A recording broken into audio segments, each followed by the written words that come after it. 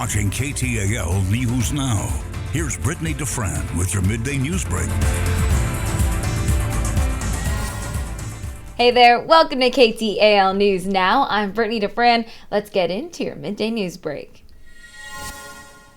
Look at this show in the sky as those thunderstorms move through. Thankfully, there were limited damages reported in our area. In Minden, some residents did see a chicken house damaged and some light poles brought down by the strong winds. You can see in this video right here that lightning strikes happened Monday night in Dekalb, Texas, and it was dozens of those that you can see in that video. Our camera there capturing those dozens of lightning strikes around 8 p.m., and it was just a part of a very interesting day of weather throughout the Arklatex.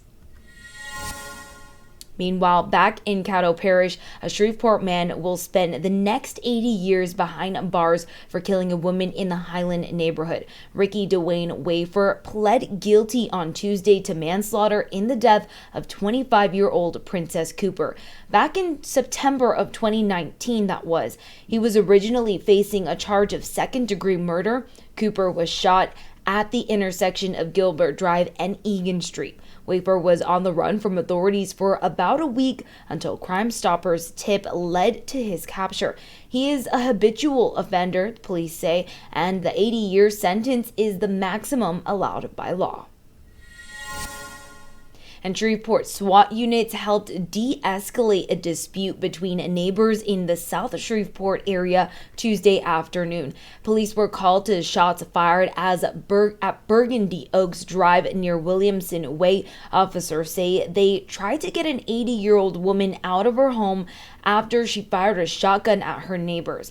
Thankfully, no one was hurt in this situation, and police took the woman into custody. They say she reportedly has mental health issues.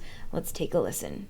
This is exactly what we train for, and the best circumstances happen to allow this to end peacefully. Thanks to our city administration, our city council, that has made provisions for us to get some of this badly needed equipment here in the coming months. SPD says she will be charged. No word yet on what exactly she'll be charged with, but we'll keep you up to date on KTALnews.com. And closing things off here with U.S. politics, the Senate has passed a landmark same-sex marriage bill with bipartisan support. The bill, called the Respect for Marriage Act, passed with unanimous support from Democrats and 12 Republicans. It would require that the federal government recognize same-sex and interracial marriages. President Biden released a statement saying, quote, "The United States is on the brink of reaffirming a fundamental truth. Love is love, and Americans should have the right to marry the person they love." That is what President Biden had to say on the topic. Meanwhile, many are watching the upcoming legislative session to see what lawmakers are doing about abortion after legislation since Roe v. Wade was overturned. And now let's turn to our question of the day because we want to hear from you. Going to give you a moment to take down this QR code you see right here.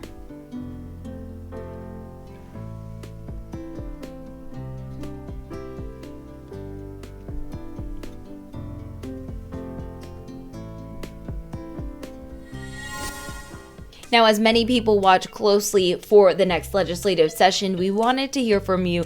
Does the government give pregnant women enough community and health resources? Looks like so far 57% say yes and 43% say no. And you can actually answer this question right here just by downloading that QR code you see right there on your screen. You're going to open your camera phone, face it to the QR code, and you can put your answer in because we want to hear from you.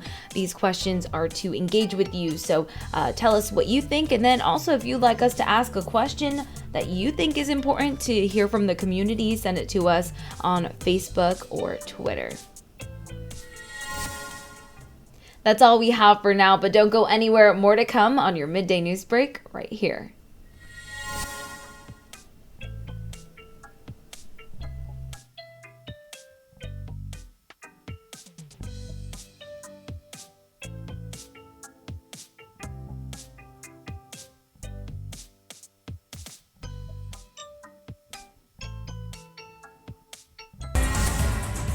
Welcome back to KTAL News Now.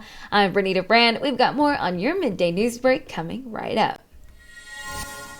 We're starting off with Shreveport police as they're investigating a rolling shootout which left a Moortown neighborhood church with bullet holes in their building Monday night. It happened just before 7 p.m. on Hollywood Avenue.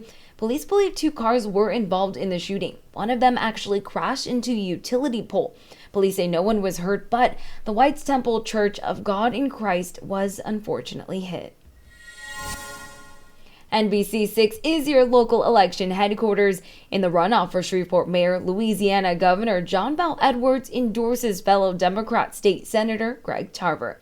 The announcement came at the consortium venue in downtown. Many people were in attendance for the bipartisan event, including dozens of state and local elected officials as well as ministers. Tarver expressed his appreciation to be endorsed by Governor Edwards and emphasized the great working relationship that they have and how that would benefit Shreveport, Louisiana. Democratic State Representative Tammy Phelps has also endorsed Tarver.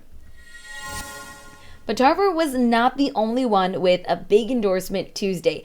Incumbent Mayor Adrian Perkins and former Shreveport mayors Ollie Tyler and Cedric Glover formally endorsed Republican candidate Tom Arsenault Tuesday morning.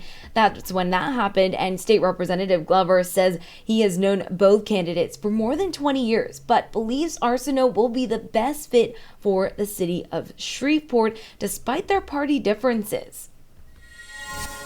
All right, let's take a look at some key dates and deadlines here. You can vote today. That is right. Early voting has started and it will move through December 3rd. That's right. Election day is December 10th from 7 a.m. to 8 p.m. The deadline to request an absentee ballot is December 6th, and then you need to turn in that absentee ballot no later than 4:30 p.m. on December 9th. Now, those are your key dates and deadlines for Election Day. And the Senate has passed a landmark same-sex marriage bill with bipartisan support. The Respect for Marriage Act passed with unanimous support, but now many are watching the upcoming legislative session to see what lawmakers are doing about abortion legislation since Roe v. Wade was overturned. Now let's turn to our question of the day.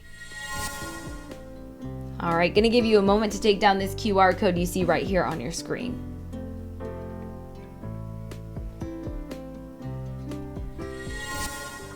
As many people are watching this next legislative session, we wanted to hear from you and engage with you here with this question. Does the government give pregnant women enough community and health resources? Looks like 57% say yes so far. That is leading as no has 43% of the vote. So go ahead and answer this question here by just downloading that QR code you see right there on your screen.